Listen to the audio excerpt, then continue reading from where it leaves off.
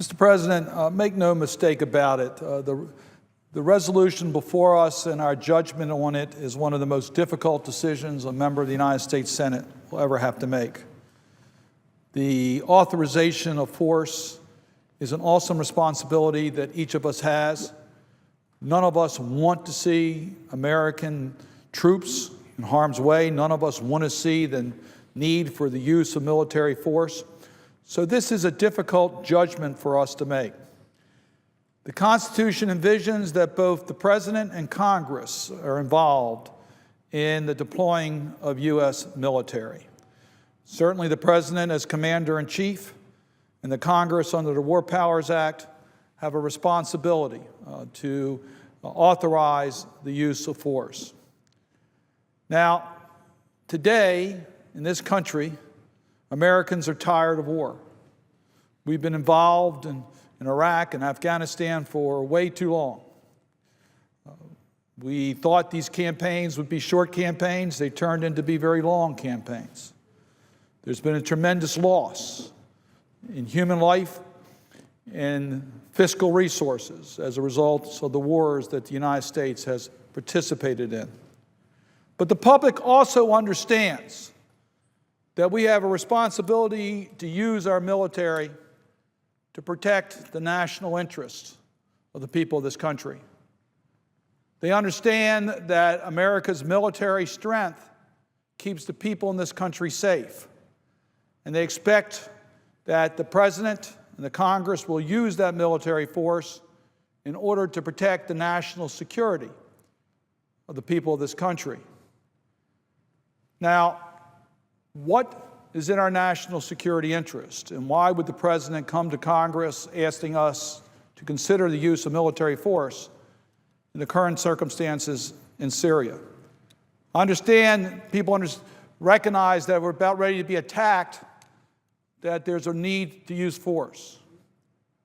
The United States plays a unique role in the international community, for we understand that standing up for basic internationally recognized human rights is a responsibility that we all have. Mr. President, I supported President Clinton when he asked for the authorization of force for the United States, along with the international community, to be involved in restoring order in the republics of the former Yugoslavia, where there was ethnic cleansing in Bosnia and Kosovo. But for the leadership of the United States, additional communities would have been destroyed. People would have lost their lives. We stood up because it was in the United States' interest to stand up for the enforcement of basic established international human rights. So let us evaluate what's happening in Syria today and understand that what's happening there may be far from our shores, but the impact is very much could be felt here in the United States.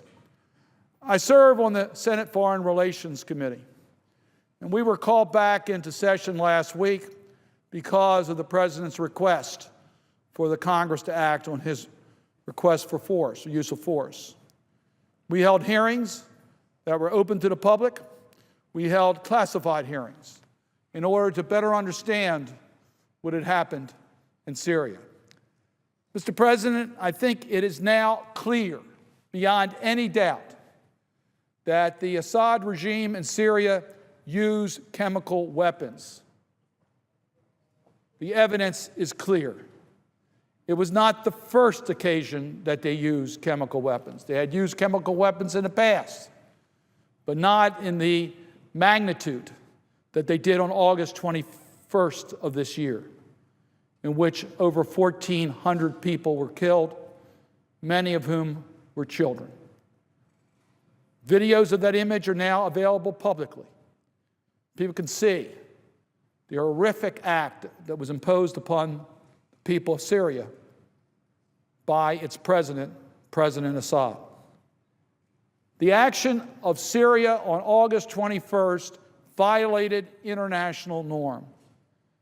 Since chemical weapons were used in World War I, the international community has come together and said, even in war, We will not permit the use of chemical weapons.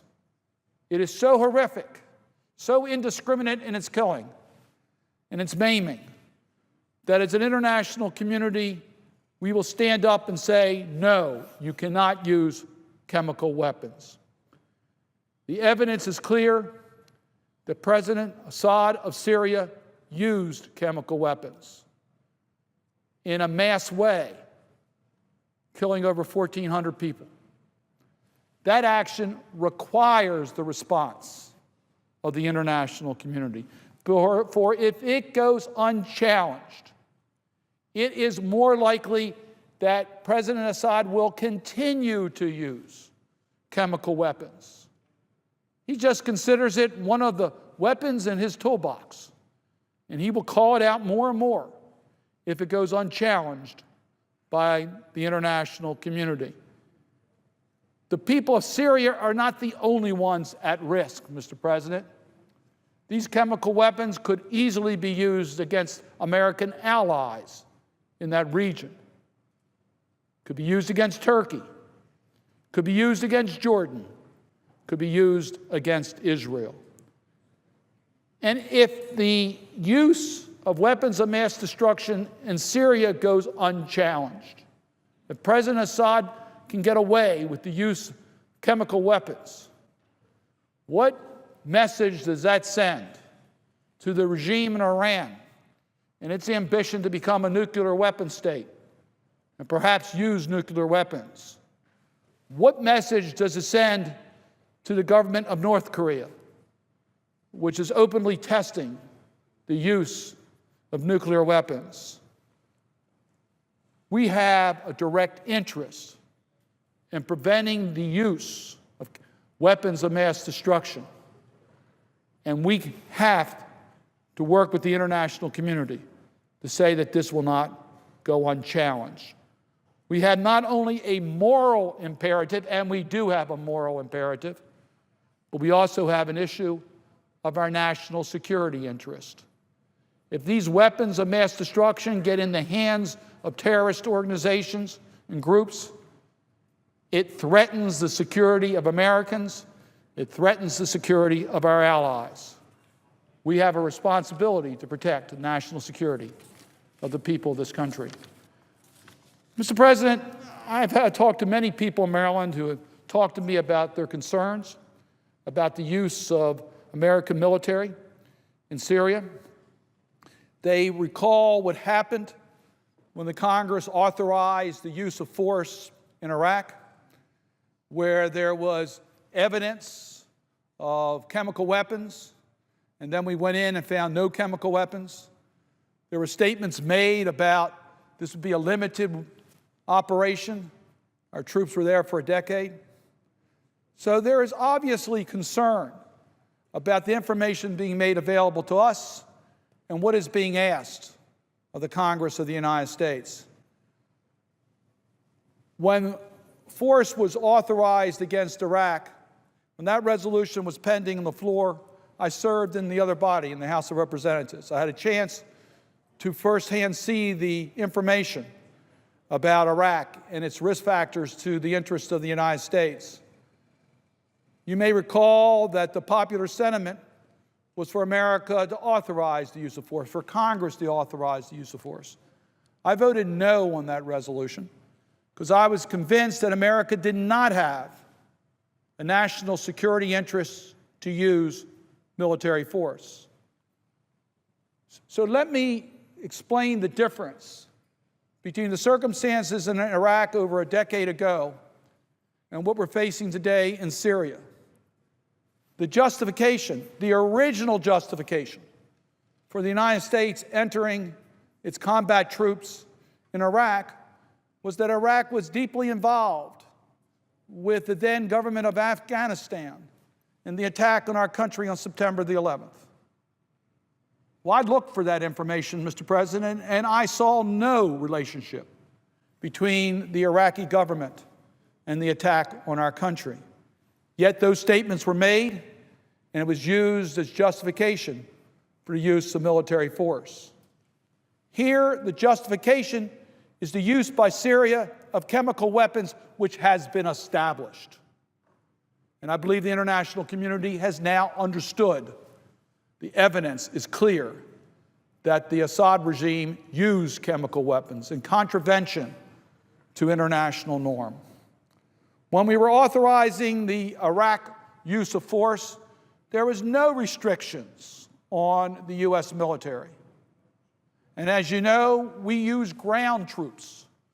We use hundreds of thousands of ground troops in our campaign in Iraq, putting American lives directly at risk and putting America directly in harm's way. The request of the President of the United States for military action in Syria does not include, and in fact, the resolution that has come out of the Senate Foreign Relations Committee makes it clear that there will be no ground combat troops from the United States of America. We will not be drawn in to a ground war. The Iraqi resolution that was approved over a decade ago had no time limit on that authorization. As we saw with that authorization and with the Afghanistan authorization, those campaigns went for over a decade with American troops at risk. The authorization that has come out of the Senate Foreign Relations Committee contains a 60-day limitation on the authorization on the use of force. 60 days. Can be extended once for an additional 30 days. A limited campaign. It's very clear that this authorization is restricted to the specific objective to degrade and deter the use of chemical weapons by the Syrian regime, to prevent the transfer of chemical weapons to terrorist organizations. The Senate Foreign Relations Committee recommended resolution is limited. It's limited to that mission. It's limited in the type of military operation, no ground troops. It's limited in time, not to exceed 60 to 90 days. And it is limited to the fact that it should be, the use of force should be the last option, not the first, the last option